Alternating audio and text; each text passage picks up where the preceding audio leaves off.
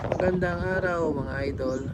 Ngayon pinapakita natin at gusto natin ipakita kung paano mag-release ang Magat Dam ng kanilang tubig para maiwasan ang pagkawasak ng dam, dahil kung hindi nila ito gagawin, mapupuno ang reservoir na kung saan malulubog ang mga karatig bayan at maraming mga mamamayan na malulubog hanggang dun sa baba kung hindi sila magpapakawalan ng tubig.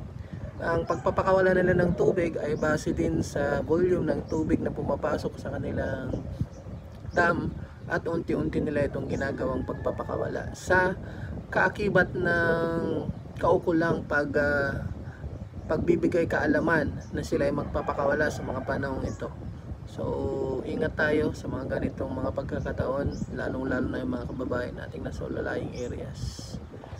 Ingat!